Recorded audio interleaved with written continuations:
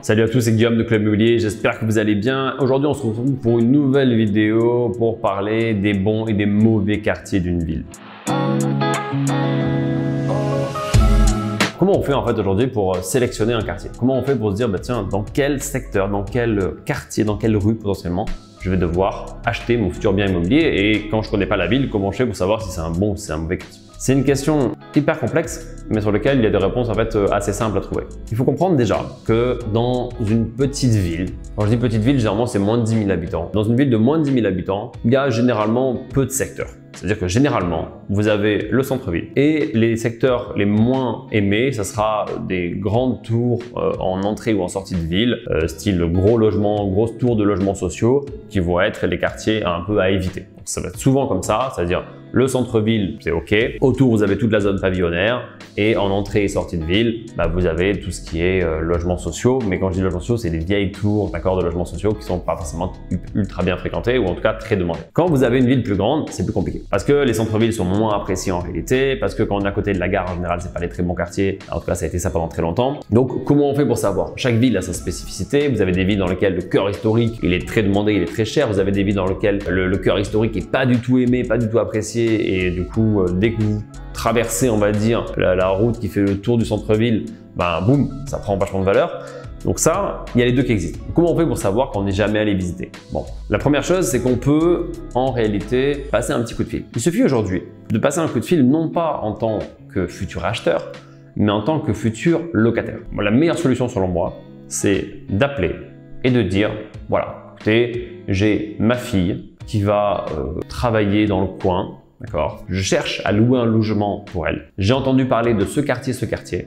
Qu'est-ce que vous en pensez? Est-ce que vous pensez que c'est une bonne idée ou c'est une mauvaise idée? En fait, il faut comprendre que l'agence immobilière que vous allez avoir en face de vous, elle va se dire, OK, j'ai plusieurs produits à lui proposer. Donc, autant lui proposer un produit qui lui convient dans les secteurs les plus intéressants. Naturellement, il va faire ça. Par contre, si vous achetez en tant qu'acheteur, si vous appelez en tant qu'acheteur de biens immobiliers, l'agence en face de vous, elle aura moins de biens proposés à la vente.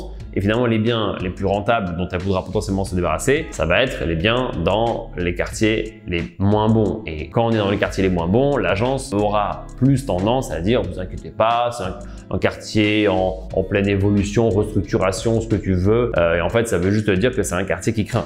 Voilà. Donc, la bonne solution pour moi, c'est d'appeler en disant, voilà, ma fille, parce que ça donne le côté protecteur aussi, hein, parce que du coup, on se dit, bon, voilà, si c'est une fille, dans la tête des gens, on se dit si c'est une fille, on va pas la mettre dans le quartier qui craint. C'est un mec non plus, on est bien d'accord. Mais bon, voilà. Moi, j'utiliserai cette solution et je trouve que c'est une bonne manière de faire. La deuxième manière de faire, c'est de se déplacer. Enfin, soyons honnêtes, finalement, c'est la meilleure chose à faire, c'est de se déplacer et de se rendre compte. Il faut savoir que il faut pas se déplacer à n'importe quel moment non plus. Il y a des moments dans la journée dans lesquels c'est plus calme que d'autres. Par exemple, il y a des secteurs dans lesquels le matin, c'est extrêmement calme.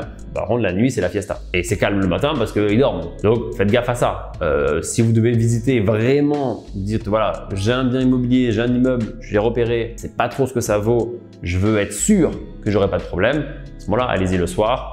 Par exemple, le week-end, un truc comme ça, et vous allez vous rendre compte, est-ce que c'est animé, est-ce qu'il y a du bordel, est-ce que c'est la Java, est-ce qu'il y a du deal, est-ce qu'il y a tout ça. Voilà, ça c'est une bonne, pour moi c'est vraiment une bonne solution pour arriver à se rendre compte s'il y a quelque chose de bien ou simplement si ça va bien. Il n'y a pas 36 000 solutions. Dites-vous juste que quand c'est une petite ville, vraiment petite ville, il n'y a pas vraiment de quartier et vous avez peu de chances de vous tromper. Quand c'est une grande ville, vous appelez pour louer et on vous dira les secteurs à éviter et les secteurs recommandés. Et sinon, dans tous les cas, il faut se déplacer, et en se déplaçant, on va se rendre compte rapidement de la population, soit même, vous savez, rien que les types de bagnoles qui sont garés, ça va vous donner un peu les prix au mètre carré du secteur. Hein. Vous avez même les types de commerce, suivant les types de commerce, vous allez vous rendre compte dans quel type de quartier vous êtes, si vous êtes du quartier populaire ou des quartiers plutôt chics. Si vous êtes un truc où on vend des montres Rolex, on va pas être dans le quartier populaire en général, parce que c'est pas là où vous allez s'installer. Alors c'est pas valable dans une ville de 10 000 habitants, mais vous comprenez un peu l'idée. Donc voilà, simplement c'était vraiment une très petite vidéo, parce que je sais qu'il y a un blocage par rapport à ça pour certains en disant, mais attends, je vais investir dans un secteur que je connais pas, dans une ville que je connais pas, comment je fais pour être sûr de ne pas me tromper? Quand bien même vous vous dites, ok, j'ai quand même envie d'investir dans cette ville, il y a toujours la problématique quand vous avez une ville de plus de 20, 30, 40, 50 000 ou 100 000 habitants, il y a quand même la problématique de dire comment je fais pour sélectionner les secteurs, parce que c'est assez difficile et ça prend un peu de temps. Vous pouvez également aller sur des sites de comparateurs de prix au mètre carré. Vous avez des sites finalement comme Meilleurs Agents par exemple, sur lesquels vous allez pouvoir regarder les prix au mètre carré par secteur. C'est assez simple. Et ça vous permet de dire, bah voilà, là où c'est très peu cher, généralement, ce sera des quartiers plus populaires. Et donc, ça vous donnera déjà une bonne indication sur, on va dire, le fait que le quartier soit très demandé ou craignos ou quoi que ce soit. J'espère que cette vidéo vous a plu. Si vous voulez vous former davantage sur les immeubles de rapport, n'hésitez pas à regarder notre programme Dénicher votre immeuble de rapport. On vous met tous les liens dans la description. N'hésitez pas à me dire comment vous faites vous pour sélectionner un secteur, comment vous faites pour garantir que vous ne trompez pas de quartier quand vous investissez. En attendant, je vous dis à très bientôt. Ciao, ciao.